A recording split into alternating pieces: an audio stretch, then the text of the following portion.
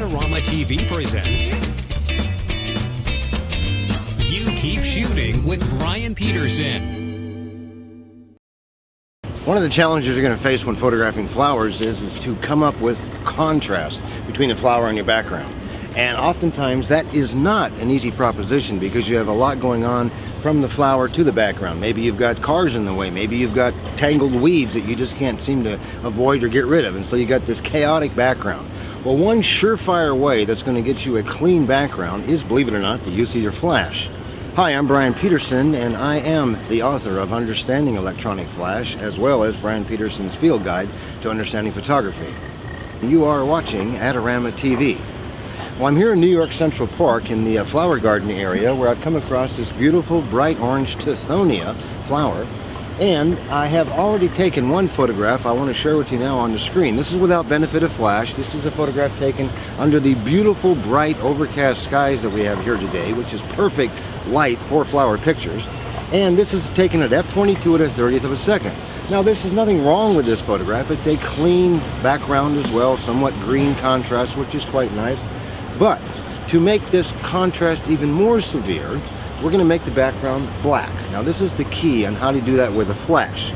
I'm going to take my flash, and I have got a Nikon SB900, which is probably one of the most user-friendly manual operative flashes on the market today.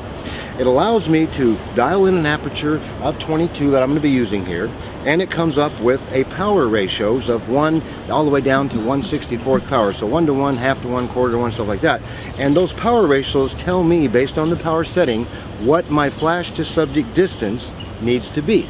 Well, since I'm going to be holding the flash approximately right here, I'm also, I should mention, firing the flash with the aid of a pocket wizard. If you don't have pocket wizards, you can certainly put a wire from here to your hot shoe to your flash and allow you to get the flash off camera. What I don't want you to do is to try to do a shot like this with the flash on camera, which also means you're not going to be able to do this with built-in flash. Normally, you're not going to be able to do that. But let's move on. What I've got is a aperture choice dialed into the flash of f/22. I've powered the flash down to allow me to come up with a flash to subject distance, in this case, roughly 2 feet from here to the flower, and that gets me a power setting at 1/8 power, so I've dialed that in as well. The only thing that's critical, this is important, remember, the original photograph was made at f/22 at a 30th for the bright overcast light. However, I want to kill the ambient. I don't want any of that background light to be part of the exposure. So I'm going to up my shutter speed. Again, the camera's in manual exposure mode. I'm at f/22, I'm going to dial up my shutter speed, so in fact, I'm at a 250th of a second, not a 30th. If we do the math, that means we've underexposed the ambient deliberately from a 30th to a 250th by 3 stops. A 60th, a 125th, and finally at a 250th. So, with that in mind, let's take a look. We fire the flash, and sure enough, as you can see, side by side, we got an out-of-focus background that's kind of a greenish tone at a 30th of 22, versus a pitch black greater contrast background at 22 at a 250th with the benefit of our flash.